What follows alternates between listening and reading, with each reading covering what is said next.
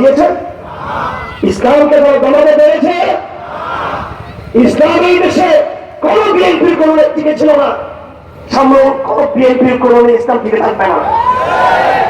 ইসলাম এই দেশে কোন ছাত্রদের সামরিক বাহিনী কোন ইসলামকে টিকতে হবে না।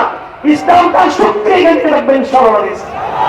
সুতরাং এখানে ছাত্র সমাজকে বলবো, এই বিগত আন্দোলনে আমরা কিন্তু সৈনিক, আমরাও এনগর সৈনিক। বিগত দিনে সমগ্র বাংলাদেশে প্রায় ১৬ বছর পর্যন্ত এই স্বৈরাচারী হাসিনার সিংহের বিরুদ্ধে আমরা লড়াই করেছি।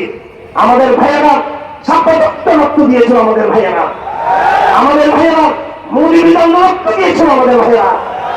আমি 5 বছর কারাগার খেলেছি আমি, এবং আমার বড় ভাই সত্যের শেখুল হাদিস আল্লামা ইউসুফুর রহমানী 11 বছর তিনি কারাগার খেলেছেন।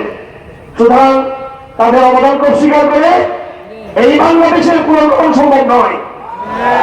বাংলাদেশের পুনর্গঠনের জন্য আমাদের যে সমস্ত ভাইয়েরা মুরব্বীরা ফাঁসির মঞ্চে সাহস বরণ করেছেন, যেই দল হোক না কেন, তাদের আমরা শ্রদ্ধার সাথে স্মরণ করি। আমরা যে সমস্ত ভাইয়েরা রাজপথে দান দিয়েছে, চাই সেটা মৌলবী আন্দোলন হোক, চাই সেটা সাপ্তাহিক আন্দোলন হোক সমাজ ইসলামের, চাই সেটা ফতোয়া রাজনীতি আন্দোলন হোক, চাই সেটা নারী উন্নয়ন নীতি রাজনীতি আন্দোলন হোক, অথবা সেটা ডেভেলপমেন্ট সাইড হিসাবে বিরুদ্ধে চালাই দেওয়া হয়েছিল সেই প্রতিবাদে হোক, যেইভাবে হোক, এই দেশের আবহাওয়ার ছাত্র জনতা রক্ত দিয়েছে বাংলাদেশে, এবং হাজার মানুষ এই দেশে রক্ত দিয়েছে।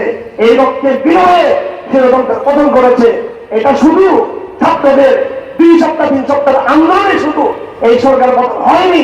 এই সরকার পতনের পিছনে